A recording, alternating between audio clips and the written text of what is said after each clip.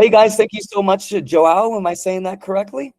Yeah, you're perfect. Perfect. Okay. And Trish from the FTA, we're getting you guys together. We have the classical side and we got the freestyle side coming together.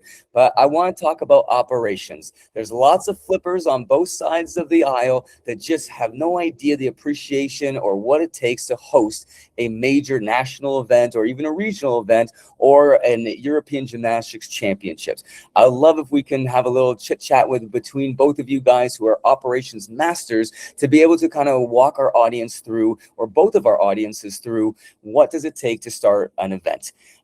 Would it be okay if you guys started off, and Joao, if you could help us with just a little background on you, and then Trish, you can let us know a bit about your background, and then let's get right into the meat and potatoes and see if we can educate these guys on what it takes to really build an event.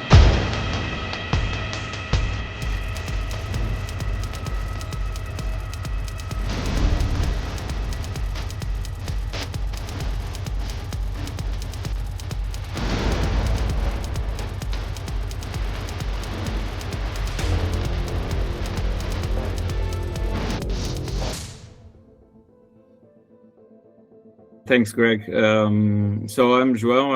I'm from Portugal. I currently work for the federation, and I've been involved in organizing a few events since you can say 1998, from the European Youth, where I was mostly a volunteer. But then things grew up when I moved to Coimbra, where we host a few competitions already. We did some parkour, some gymnastics for all, some trampoline, acrobatics. We were the first city to hold the World Championships for, Acro World Cup. So there is a big group here when I moved to Coimbra that really enjoys to organize events. So this is the biggest thing that we have here, a big group that people that know how to organize things. So the EuroGym 2012 was my first event with this group of people. It was a quite big event with 5,000 people around that, and I was not very much in the organizing committee. I was sideline, but then people invited me to grow this group and to join the group and organize a few things. And then we kicked off in 2016 with the Trampoline World Cup.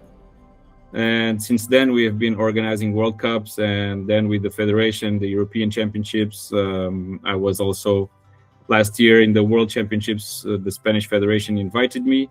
So I've been doing a few things, mainly because the group and myself, we really enjoy to organize big events.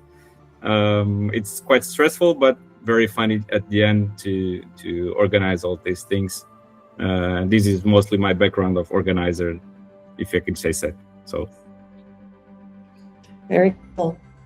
Well, I'm Trish from the FTA. So I've also been organizing events since 1998. So when you said that, I thought that was quite funny. I'm like, I started the same year you did. So I don't think my events are quite as large as yours, but I'm really interested to learn about how you've organized all your way up to these World Cup events. So I actually started not in the trampoline space. I started in rally racing. So my first event experience was I was managing the Subaru Canada rally team. I was the team manager. I was a competitor before that, but then they hired me to actually manage their 3-car rally team. And through that, I started putting on events and fell in love with actually event logistics and operation. I know it sounds crazy because, like you said, it's very stressful, and people always say to me, why do you like doing this? It's so stressful. And maybe it's the adrenaline rush you get through all this stress. I'm not sure, but at the end of the day, when you pull off a great event, then it's a really powerful feeling. I'm not sure if powerful is the right word, but it's definitely inspiring me to do more and more events. So I partnered with Greg. Well, back in 2013, he was still on Team Canada. And one of the first events we planned together was before our association hadn't even been started yet. So he had been doing coaching clinics around the world. And we said, you know, we see these kids on their garden trampolines and they actually have some talent. And maybe we can harness that talent and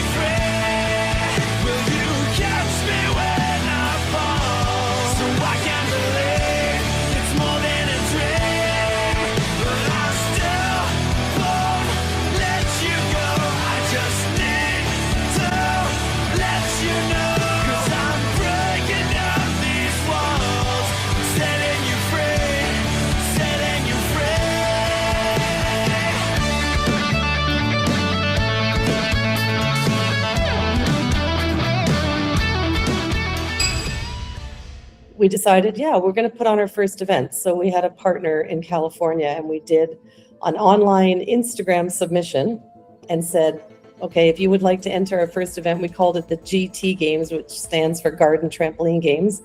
And we picked the top 50, and they all flew themselves out to California with their families. And when we saw the kids come together, and they were quite young back then, we realized we had something special. And that's what actually was the impetus to form the association, that first event. And now here we are, 10 years later, we're going into our 5th World Championships. And I basically plan, organize, and operate all of the FTA events. And we do about 30 around the world each year. I don't go to all of them anymore. So we spent the first few years educating the people in the local community how to run the events, so that now I don't have to go to all of them. So yeah, that's my background. 23 years of age, the joint oldest in the competition. He's got some serious power. And there you see it. Quad backflip to his back, not quite getting it, but the full out of it. Cody quad forward. 1, 2, 3. Short back round is clean. That's some finish from Alexis Saigno. He likes that. He likes that, he likes that. Didn't go for the big flip he wanted, but still an unreal performance.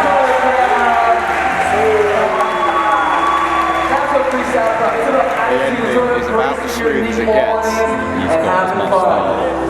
Dude, okay, oh my god, tell us what's going through your head right now. Let's hear from Alexi. How's it supposed to go?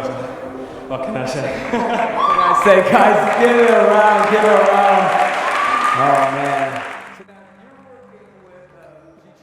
Very cool, guys. And from an event organizing perspective, maybe Trish, you can pull not just from the FTA, but from the rally side. So we have a couple of different perspectives here. When you guys are building out the plan for a rally race or for European Gymnastics Championships, what are the first sort of steps that you think about from scratch? You have a blank piece of paper, or you finally realize you're going to run this event. You got the go ahead from whoever you need. What are the first few steps that people should know that you guys have to go through?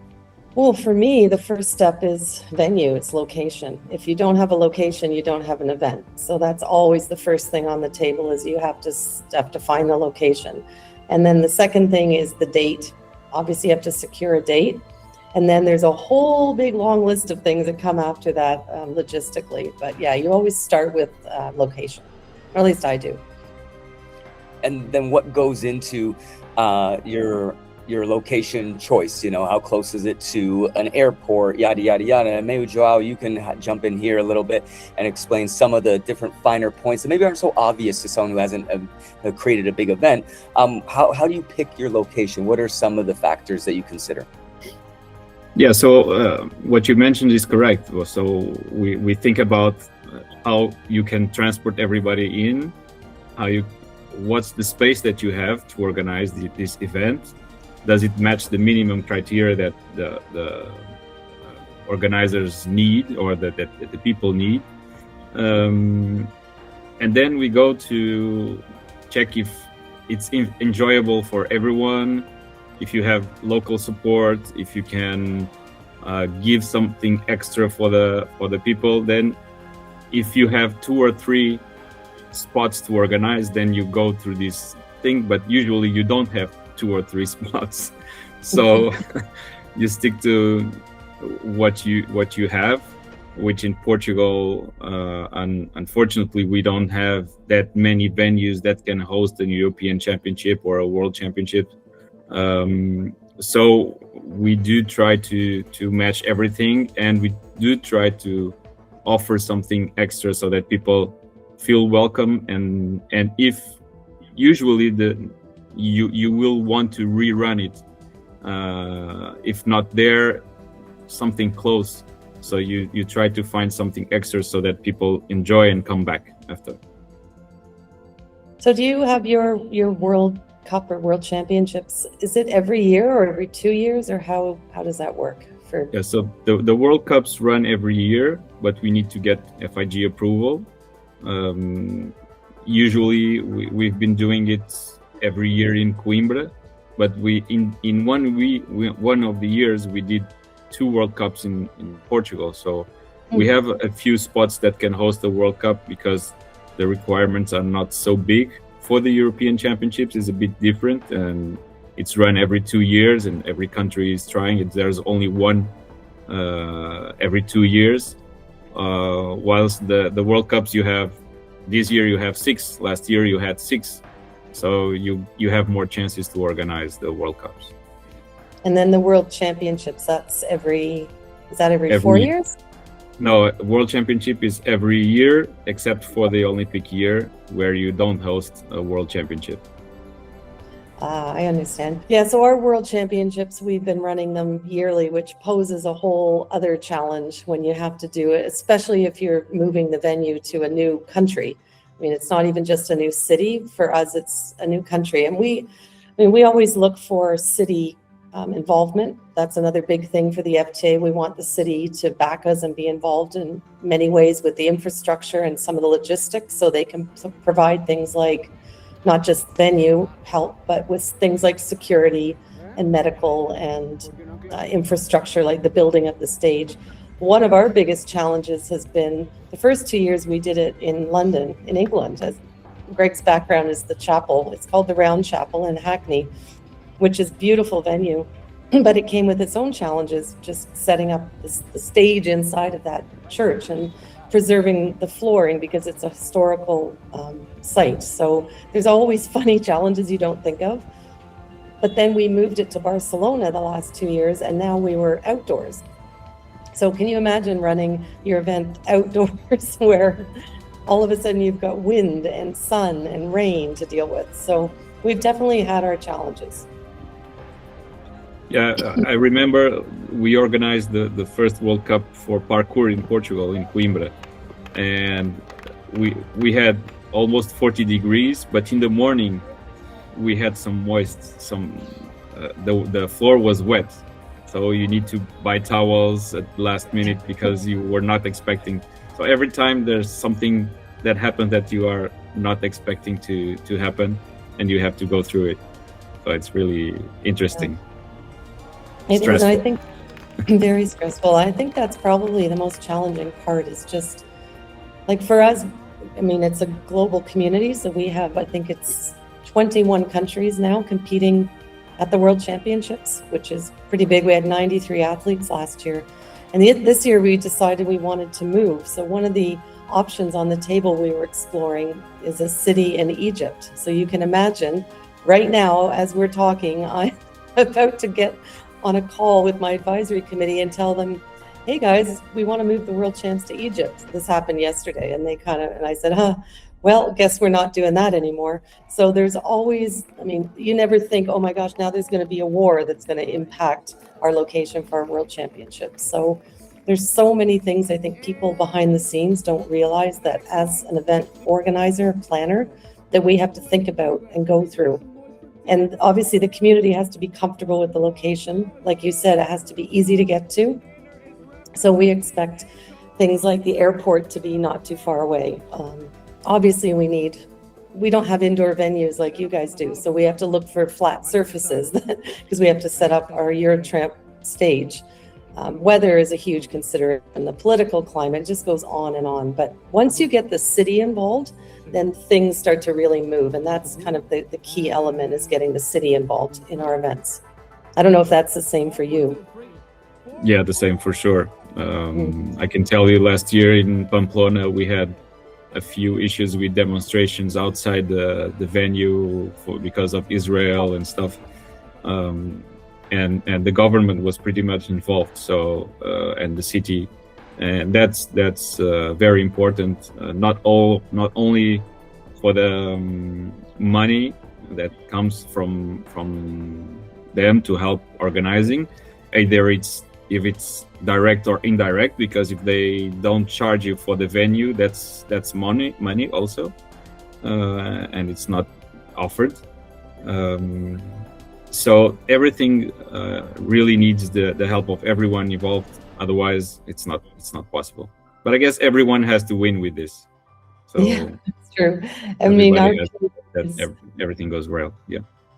Our community is quite young, so I get some very interesting questions sometimes from some of the athletes when they'll say, well, how do you pay for all this? Things like that. I'm like, well, Yeah. there's a whole infrastructure, and it's not just me. It's a team of people that you need to pull this off.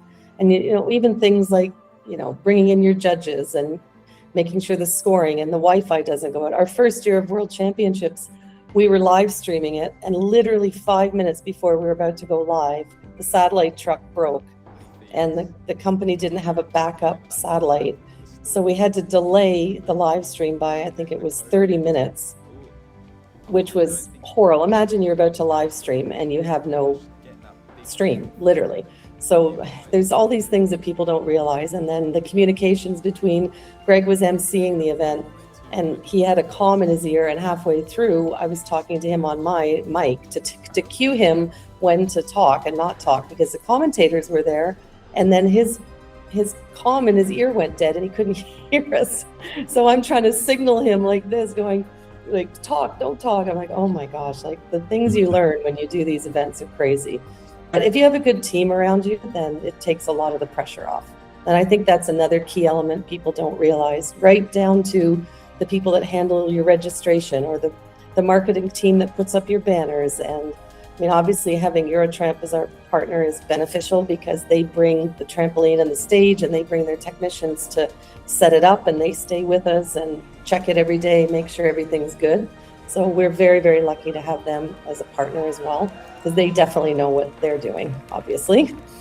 You've all worked with Eurotramp, so you know how professional they are. So that definitely helps. So, but then there's, you know, you worry about things like injuries and, you know, what if this happens and that happens. So I definitely don't sleep at all the event week. When it's over though, I'm done for an entire week afterwards.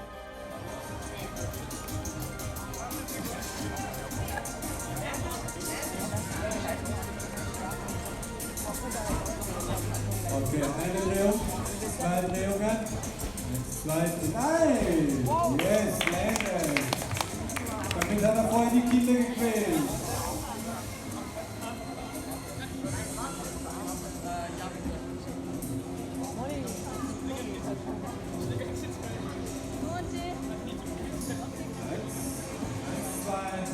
and slide right on.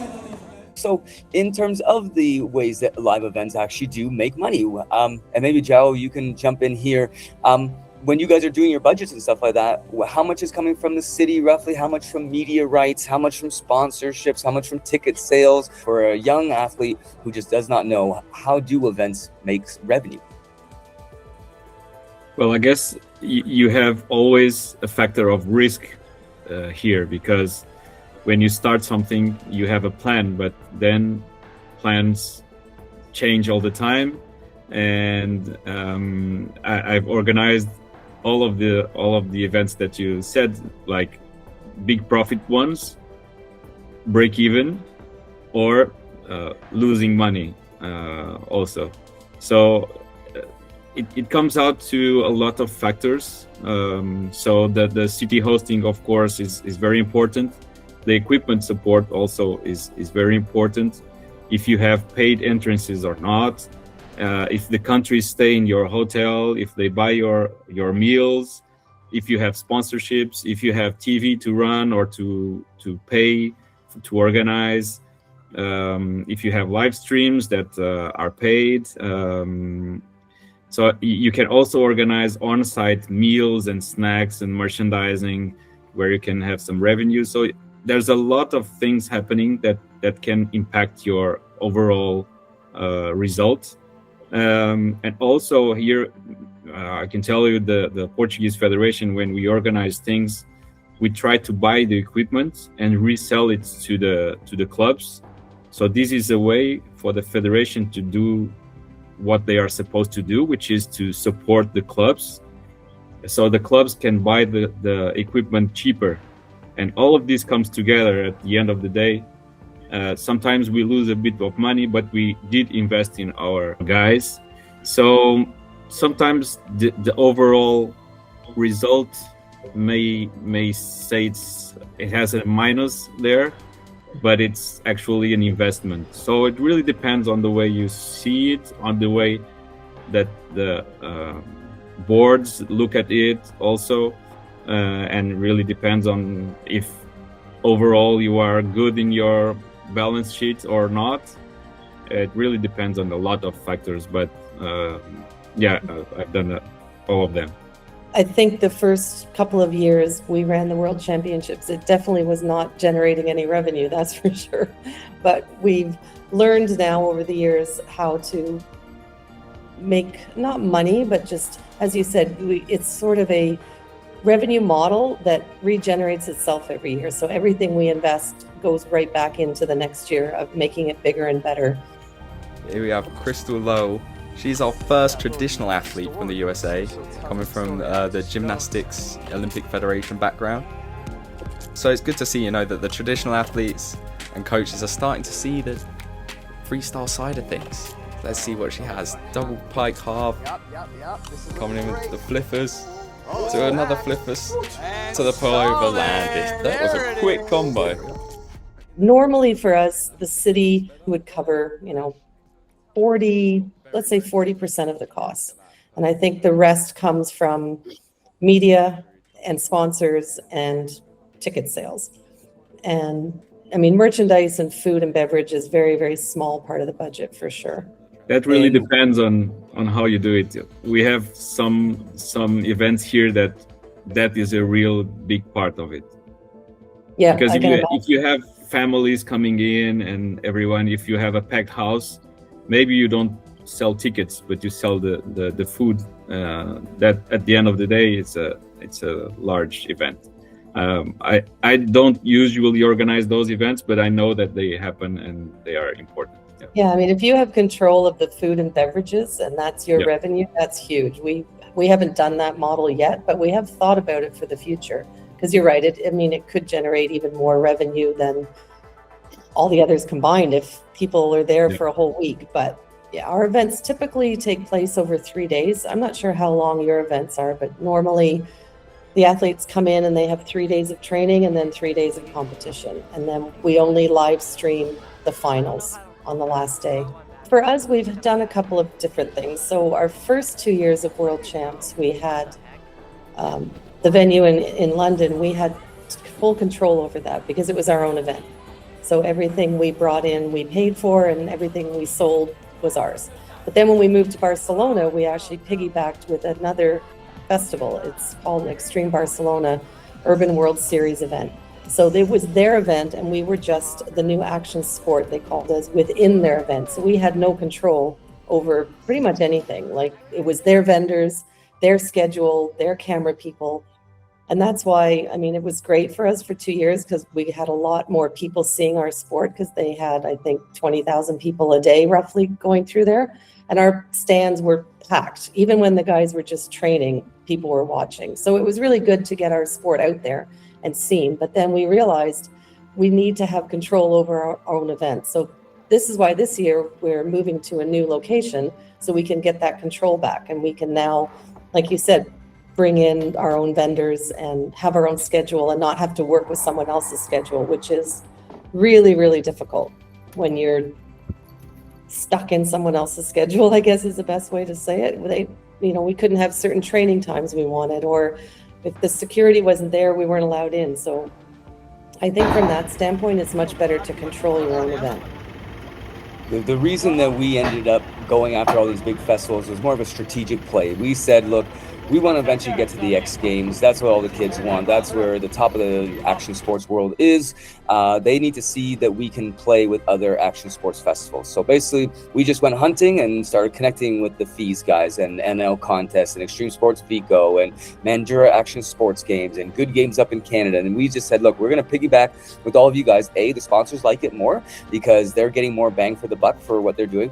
Plus, yes, we don't get to control the vendors, but we also have to worry about it either. We could just set up a couple trampolines, set a couple athletes, and we get some really good promotion for, pennies on the dollar, essentially. But that got us out to all the major brands because then all the people we connected with that were at these major festivals, they're the ones that talk to the head director of Red Bull and the head director of GoPro and all these major brands. So we said, look, we can't be by ourselves, but no one's going to see it. Even if we can control it, it won't matter.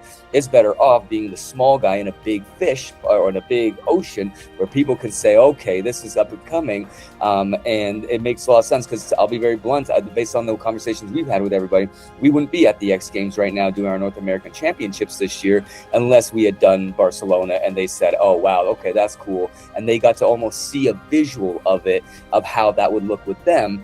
Just doing it in a church like this, beautiful church, but that you just don't get that automatic psychological sort of comparison where all the other big sports festivals could see it. But now that we've been able to climb over that hurdle, we now are saying, yep, we were good. Now we do want to take control back, like Trish said, because we do have now the ability to go get vendors and drink sponsors and different things like this and command a bit more of that extra budgetary girth. I don't know what word you'd use for that, but be able to control all those different parts.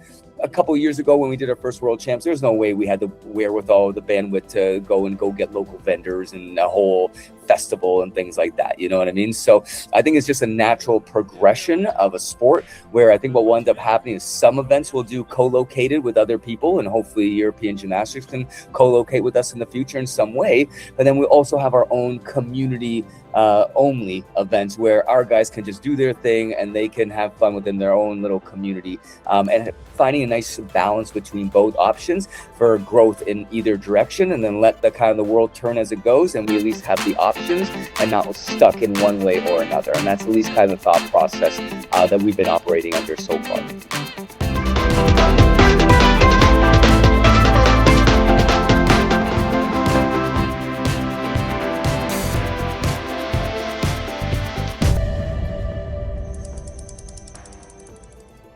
Last question, guys, is for any young event organizer. Maybe they work for a brand like a trampoline manufacturer and they want to host their own GT games, or they want to set up a cool bird record breakers event. Is there anything, if someone is taking an organizational sort of command over an event, whether it's just a weekend event or a week-long event or a big festival or something like this, but it's their first time at it, are there any kind of take-home messages that you guys have learned through your experience in running multiple events over the decades, of different sizes, that you would impart some kind of wisdom to that new manager that is trying to take on their first big event? Well, I can say, gather a good team, share the responsibility. Each one really needs to know what they have to do. One person connects everyone, or two, and get your hands to it. That's my advice. I agree 100%. You stole my line. That's exactly what you need. And you have to let things roll off your shoulder. You can't always control everything that happens, and you can't get flustered. And one of the things, you have to be able to think quickly on your feet. So the story I was telling earlier about the satellite truck going down and the athletes are all lined up ready to go on the stage and the DJ's ready to go and cue, and all of a sudden I had to grab Greg and say, Greg, we don't have a satellite, we can't go live. And you can imagine Greg's face. And I said, let's just think about this for 2 seconds. There's always a solution. And that's kind of my mantra. There's always a solution to every problem. And I always say to people, don't come to me with problems, come to me with solutions. So very quickly, I just said, not to toot my own horn, but I said, all right, get the athletes up there and tell the audience that they're going to do a warm-up and that everybody can watch the warm-up. And for us, it's a bit different because they all come around the trampoline, they take their turns. And the DJ play your music, and when we're ready to go live, I'll give you the signal. And it worked out. I mean, sure, it was stressful, but you have to think quickly. There's always a solution. I remember looking at the guy like I was dumbfounded. Like, you had one job, dude. What do you mean? And no lie, I totally froze. And this is where Trish's experience did come in and definitely saved our butt on the big day, because that was our first World Champs. That was when we said, yes, we are putting our stamp on this thing, and I did freeze a little bit, and Trish's like, nope, go, and she boom, she freestyled it, we'll say, where I was kind of like, no, but I've already imagined it being this way, and it can't change, and I had to learn a little freestyle myself that day, you know what I mean? So I completely concur with what Trish is saying, that I've learned to actually be a lot more fluid. Yes, you have your plans, yes, you have your ideas, but you have backups for your backups for your backups, and that comes in the managerial side long before you get to the event. can't always assume the worst is going to happen, assume there'll be some kind of political disruption right when you want to go do your event, and plan for that accordingly and have backups to your backups is what I have learned just watching Trish do what she does and just watching all the events happen, and at least be my sort of takeaway from at least what I've learned from the experience as well. And I don't know, Babette, do you want to jump in here since anything that you've learned just by going through this crazy, gymnastics journey? Is there anything that you've learned? Well, I learned a lot this last half hour because it was very interesting to listen to you both. And I just organized one big thing in my, something. We did like some record. We want to break a record. We jumped 40 hours in a row with 500 different people and non-stop. So this was the first thing where I took the lead and organized this event. It was very nice to talk with the press, to have this live stream, to have, we also need to take care of the food, take care of everything. It was very interesting, but it was really local. It was at my own club. So it was very small. But of course, yes, all things happen all the way during those 40 hours and before and after. Things go wrong, but as Trish said, there's always a solution. And like you said in the beginning, this stress thing is also a nice thing. Yeah, you learn a lot, you have a lot of stress, but when it's a success and when you find solutions for problems, it's always like, in the end, you are very happy with what happened. So I really like this feeling, going through this event in front of before the event, during the event, but also after the event, when everything is done and you are like happy the way it went. So yeah. Yeah, there's definitely no feeling like it. It's sure, and it's an adrenaline rush in its own way. It's just sitting there. But you also feel proud sitting watching the event unfold when things do go well. I can't imagine organizing the Olympics. No, I think this so next year in 2027 we will have the European Games, and this is my first European Games as a TC president, so I'm already excited. But also very curious because this is what you said, you need to jump in another event and you need to follow their schedule and you need to fit in exactly minute by minute. So this is going to cause a lot of stress for me, but also it's very exciting to do a thing like that and to be part of some big event like the European Games. So it has two sides. It's very stressful, but it's also really, really nice to be there, to be part of all of that. Yeah. Well, best of luck with that. If you ever need any help, I'm here. Good to know. But I already have Joao on my team, eh? You're well covered. You're in good hands. Well, I've worked with Babette for a few times. She says she didn't organize a lot of things, but actually she did, and she's very good at it. So it's good to be. I would pick her for my team. There you go. That's very sweet of you to say. Maybe one day we can all organize an event together. That would be fun. That would be great, really. I'll throw down the challenge one day. Well, thank you all for this chat. It was really fun, and it's good to hear someone else has as much stress as I do. I appreciate it. Cheers. And while you guys are doing all that, I'll be at the beer tent, so we all win. No, you have to be on the mic, Greg. You're the MC. I can't wait for the day where I don't have to be on the mic. A lot of people think that I get off of trying to be all in the middle of the stage. I'm just the only guy that knows how to kind of run the show and kind of say it the right way.